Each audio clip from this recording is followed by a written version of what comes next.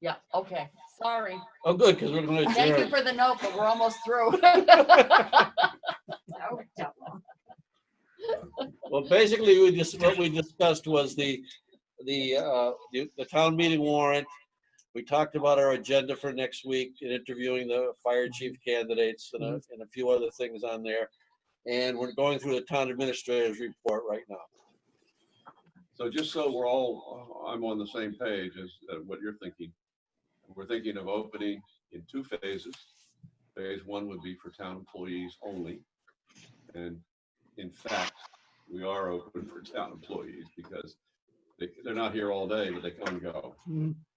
Some need to be in the building to carry out their responsibilities, doing payroll and so forth. Eva comes here very regularly. And then phase 2, and this would depend on the rules coming out of Boston. Phase 2 would be admitting the public, but we would admit them through the auditorium and have a receptionist there and the plexiglass shields and so forth. That seems to be the most desirable and safest way to do it. After discussions with Alex Williams, they would feel most doing it that way. It's also, I think, better protection for the people who come to the building to get the service. And phase 2 stays in existence for how long? Or is each of us for like 2 weeks or 3 weeks, something like that? The different phases? My guess is Or is it our judgment? you start out with opening the building to the employees and then in a couple of weeks open it to the public. Here's the big wrinkle right now is that the 25% rule. Municipalities are under the mandate that 25% of the normal workforce is allowed back in the building. Now, that's very few people. I did ask around, and the only town that has come up with a plan right now that I'm aware of is Munson.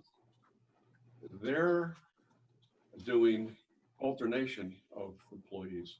So in a 2-person office, one person comes one day, the other person comes.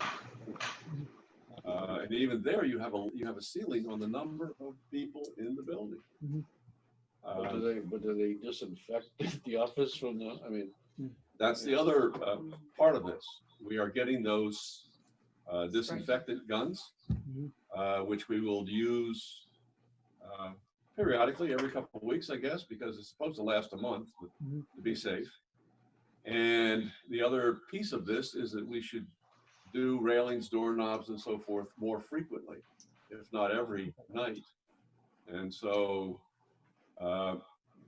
discussing whether to talk with our cleaning company, the consensus was no. Try to work it out some other way. That's why, I'm thinking, let's talk to Ed, because when I did talk to him about coming over here and doing the periodic electrostatic spray, he said, sure, just let us know. So, and they're over here at Thornton Burgess, so it's not a big trip for them. They don't have to come all the way from Wilbraham. So, I mean, that may be our solution, to have one of those custodians come in here on a regular basis after the workday, and you can do those doorknobs and railings in a half an hour. And just be a few extra bucks for somebody. And we don't know when that machine from Jeff is coming in yet, right? We got the bill. And he took it. That says something. So we got the bill today. He said to me soon, when we first started talking about ordering them, he said it's going to take a while because they're back ordered. But now that log jam is broken, and we should be able to have the machine. I'm getting a message. You have people in the waiting Second room. message, people cannot get Yeah. into Zoom. We got the same message. And they- There are and people in they the waiting cannot- room or. They can't get in. And Right. One person got in, couldn't get in, so went off. Now can't get in at all. 2 other people just emailed me. that Well, they that's, can't I mean, unfortunately, that's what I have to do, manage the meeting. And I have to let people in. So, Well, here's Hampden COA, so Becky is interested in Nowadays. whether or not We're trying to get people in right now. Yeah. Okay, great, thank you. everyone's been authorized to come in. Mhm.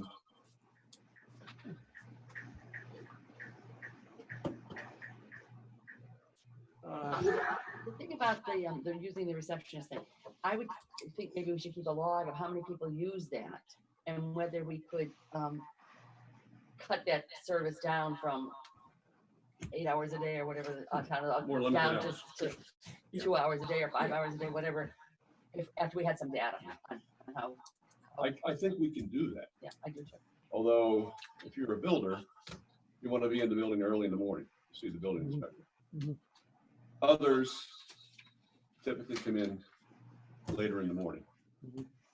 So, and Yeah, we but can- rather than being open the whole day, you Oh, could yeah, go we could 8 have to 11 or 8 limited to hours. 12 or something. And then Limited that hours, would, yes. limit the cost and the accessibility to 100 Well, people. And be sure that you Exactly. get the 25% one problem. for the receptionist. That reception should be covered. We're doing it Well, because of it's- this. But so- it's gonna be covered after. I mean, we have to get all that money back from them. Right. Well, Mhm. and we're gonna put in for a huge amount, so. Right, so there's get it all no, back. so why not have it then for 6 hours? Don't have an expense problem. I just think, I mean, whatever. You can do whatever you think. is We'll right. get it underway and then, You're running it, so you Why don't you you're- talk to the different departments? Check it out. that are meeting and see what they feel for different hours of operation. Would help them. Like I say, Wendell's a Also, different. that's not quite as disruptive. If you know you're gonna expect people for these times, then whatever. okay, well, I will do that and just to make course corrections. So that's what we're thinking about and that's what we've discussed. And I think we can do this Safely. and even though the basic functions of the government have continued because Everybody's done done their their job. job, whether they are at home or whether they They come in from time to time. All of the departments. So when you get back to the date thing, so what dates are we looking at here? You talked about phase 1, phase 2. I think we 25% thing is. it's really up to the governor now. No municipalities have officially reopened. And I think my My understanding understanding is that the governor wants of municipalities to wait until phase 2, as we're in phase 1 right now. As soon as they feel comfortable enough for phase 2, I think that's when we want to Ready. do it. You'll do some research on that 25% thing? Yes. Well, I have talked with Rose. Right now, you may be receiving what I get regularly, and that is invitations to webinars, usually 2 a day or more. The MMA is doing it, the DOR is doing stuff, the governor is doing, and Polito are doing webinars. So every week, Some of the stuff comes early now, so for better or worse. I listen to them, or or at least have them on in the background, and when they haven't really discussed municipalities yet. As soon as the governor and the lieutenant governor, Polito take up that matter, then I think that's going to be our cue to get the doors open again. Well, it seems like something like, A, the library, B, the senior center with 5 employees, Yes. you're limited to 1 person. I mean, it's Mhm. No, No, it's not. It isn't workable. It is not workable. And I'm not even sure how much sense it makes if we were to do what Munson is doing. One on, I mean, consider Wendell. And what happens when he's off and Well, let's have, I know that Mark is doing that. We saw the email from Mark and he's doing that with his staff. Yes, he is. Yes, he is. Maybe with all your contacts at the state, you could mention to them that it's a huge difference between a small town and a big city. There You is. can do 20%, and we can't. So, and if they put in two delineations in phase 2. And that might be a nice suggestion. well, I mean, one of the patterns in these conferences that they have, is that they allow you on the chat line to do a lot of questions. They do go through the questions.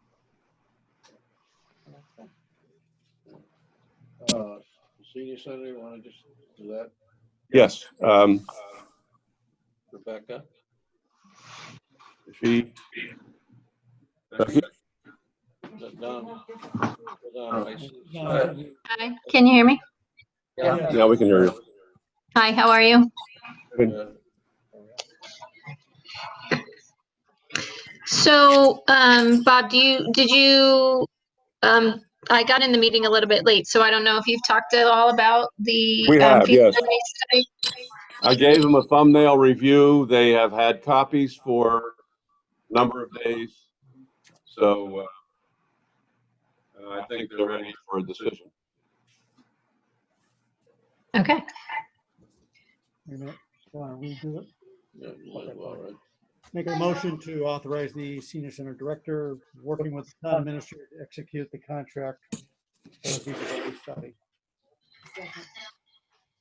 There's a motion, a second, all in favor? Aye. Aye. All right. That's it. thank you. Okay. Have a good night.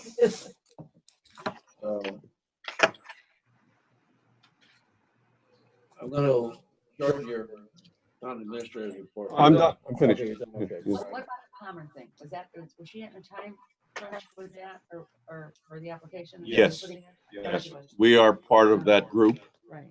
And I did post the survey. on the website that is required.